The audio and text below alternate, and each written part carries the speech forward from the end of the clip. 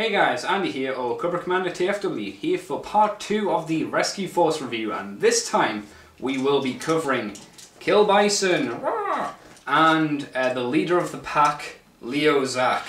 As these are the Rescue Force, they don't have names, but I will be calling them by their Japanese names. Otherwise it will be Blue Tank and Red Jet, and that would kind of suck. So let's get on with the look at these guys then. So we'll move Leo Zack out of the way for now, and we'll talk more about Kill Bison, who is meant to be a tank, or he was originally, and now he's a picky up thingy tank. It's still a tank, you can tell by the body and what it looks like with the treads and stuff that it's meant to be a tank, but they've obviously changed the turrets round to these grabby arms, which is kind of a nice idea. So say if there was a large object covering something, I'm just finding something like a pair of comically shaped glasses, he could potentially pick them up and, you know, chuck them off somewhere, something like that. Unfortunately though, because of the length of these arms, as you can see, they only go up to here and they don't go any lower, and all the way around the actual body, you know, they get jammed and stuff just on the shape of how this looks. So you know, I understand what they were going for, but unfortunately because of the length of the arms, they don't really work too well. However, we won't talk about the arms much more now because these are actually his weapons, so we'll take that off and we'll have a little look at his detail now.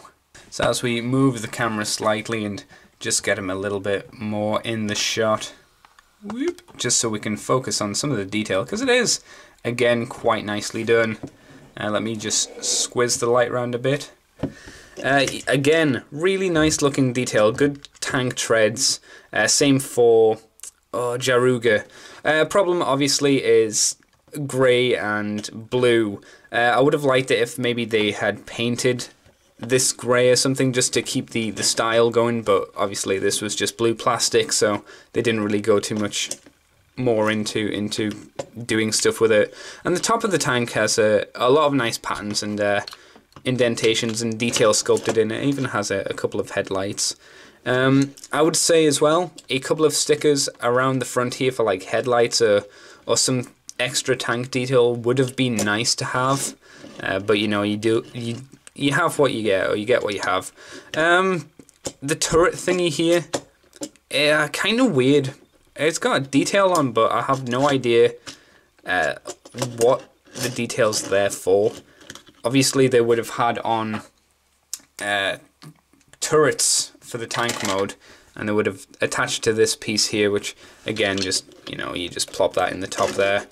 And the good thing is it does have extra pegs, so you can peg around extra bits here and there.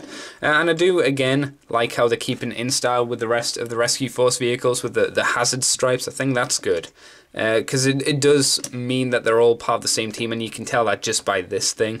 And a nice Autobot symbol in the middle there to make it stand out, which again they've done for most of the stuff.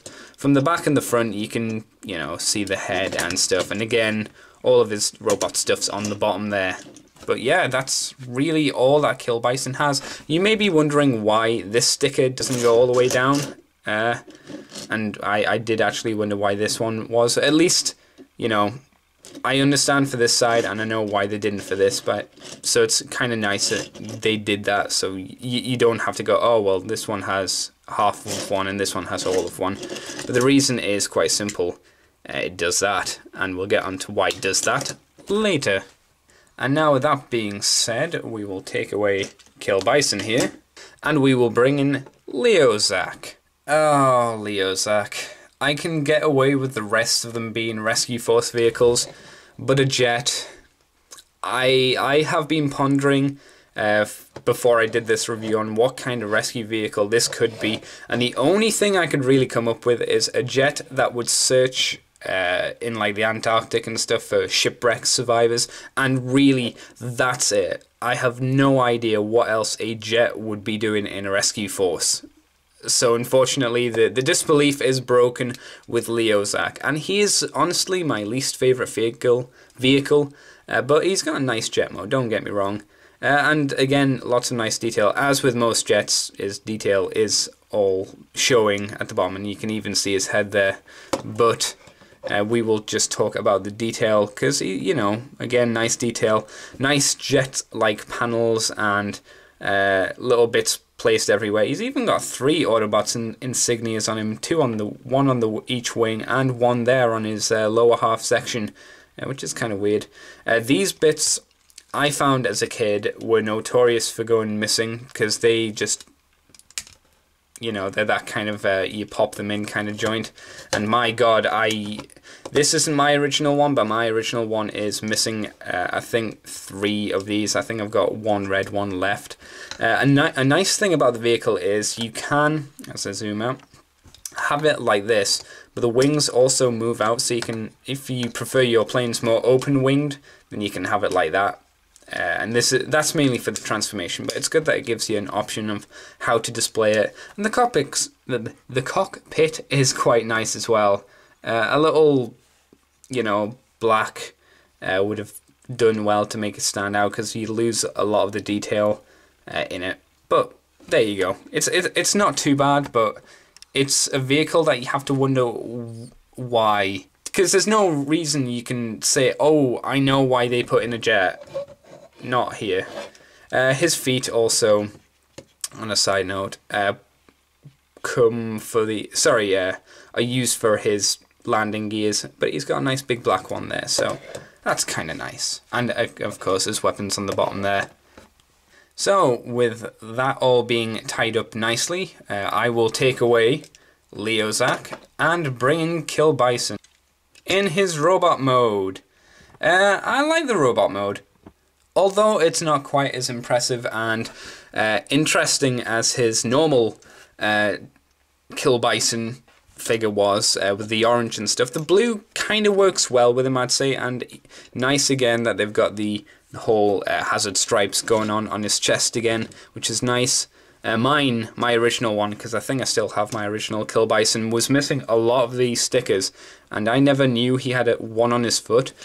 I don't know why you'd need a Autobot insignia on your foot unless you're kicking a Decepticon in the face, and I don't know, maybe it leaves an imprint on the face and be like, yeah, I kicked you in the face.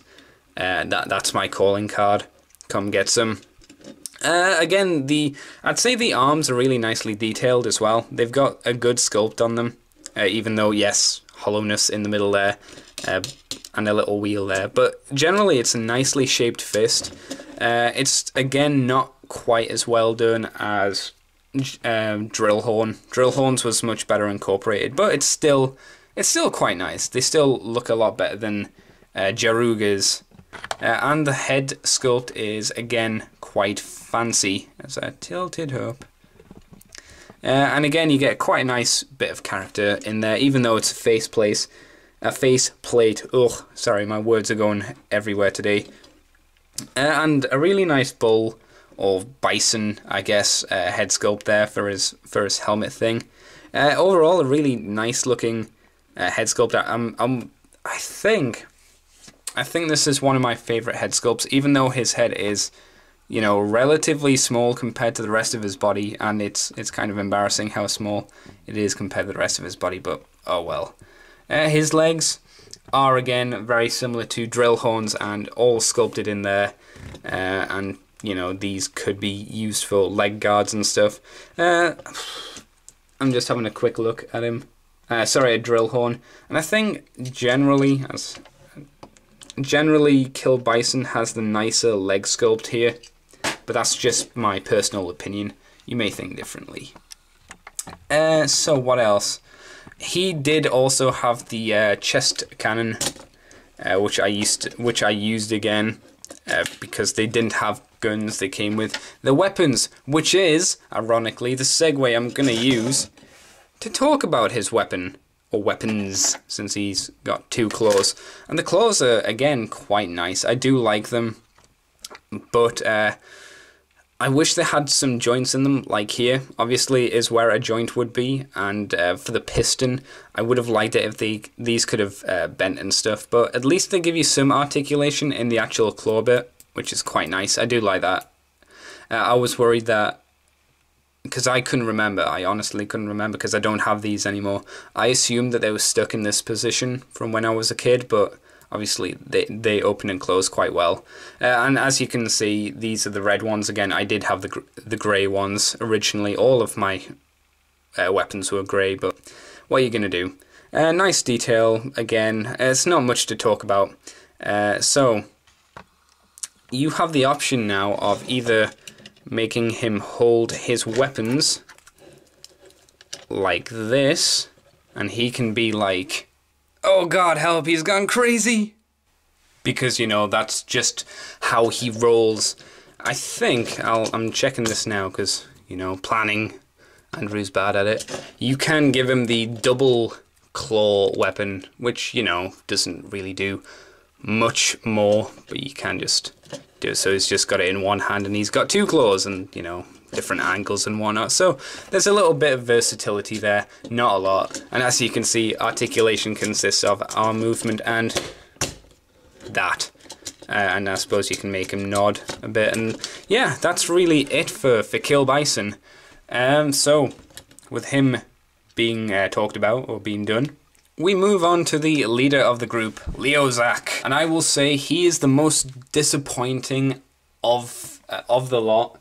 The others have had very simple colour schemes, but because Leozak is basically all white, he loses a lot of the oomph he had. I do realise that the original toy had a lot of white on him as well, but there was a lot more character to that extra colour. I don't know why. I think maybe it's the fact that he's missing his breastplate, which had a lot more colour on it, but he just seems a lot of white, and the red is just, I don't know, it doesn't break it up enough.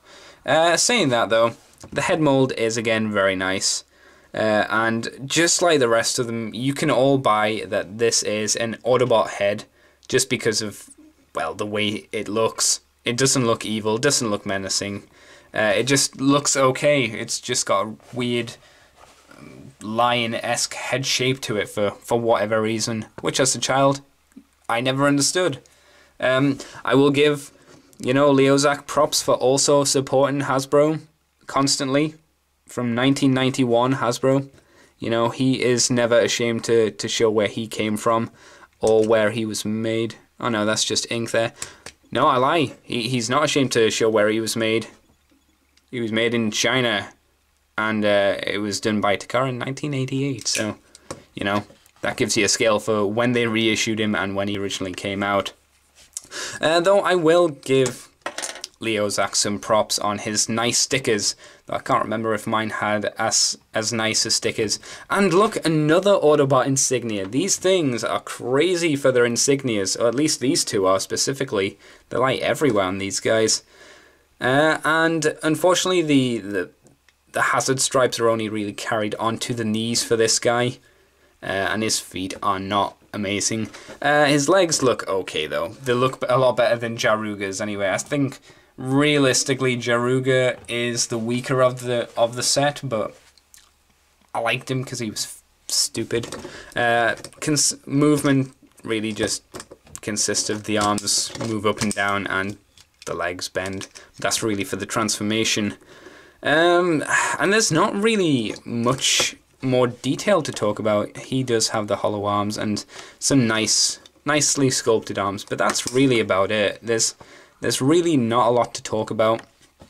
But he does have a weapon, and this is potentially, in my opinion, the worst of the weapons, or at least the most boring anyway, because I had no idea what this kind of gun was meant to be, because it almost looks like a ship. Maybe it was meant to be a remote gun or something, but because these things never had bios, you know, you could never tell. It's an interesting shape, but it just doesn't have much of an impact to it. It does give you, I suppose, a couple of options of holding it, because as a kid, I always just kind of plugged it in there and shot it that way, but I found out that the correct way is to have it pegged in like that. And that's really it. That's all I can say about Leo Zack. There's really not much, but there is one thing left to do with the rest of the team as I quickly bring them in. There is one final thing that these guys can do, but not very well.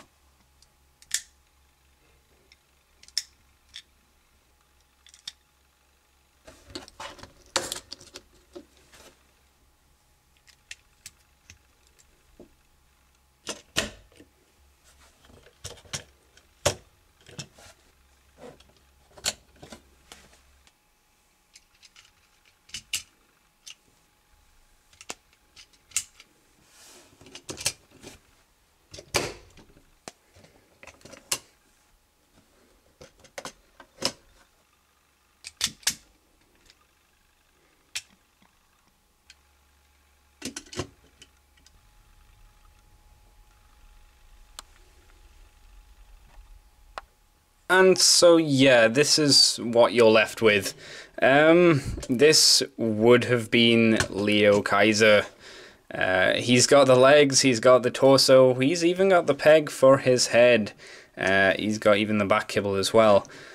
But he's of course missing the arms. It's nice, kind of, because if you're a customizer, a crazy customizer, you could potentially get yourself a Guy Hawk and a Hellbat and then finish this guy off somehow, but unfortunately I have neither the money nor the skills required. But it gives me a good idea of how fun Leo Kaiser is to put together, and it is quite an exciting transformation because it is different compared to the other combiners, kind of. And unfortunately that is all that can be said. It's just a wasted opportunity, I'm afraid. Something that they could have done, which would have been really cool, especially for the Western audience to have their own version of a Leo Kaiser. Obviously, something went wrong, money, budget, or something else obviously meant that they could not do it, which is a real big shame in the end, because I think this set is quite a nice little set. They're nice and colourful, and they're really fun to transform, even though they are simple. You stand these guys next to each other and you get a really good little lineup of all these characters, and all these colours work really well together. Even two blues next to each other, because they're significantly different. One with the grey, one with the white, one with the dark blue, one with the lighter blue. They work really well together. I would say if you can get these, just like in my last video, it's a nice set to have, especially if you're from the era of Transformers I'm from. With that being said, thank you guys for watching. I hope you enjoyed this video. I had fun doing it. So I will catch you guys next time with something a little bit masky.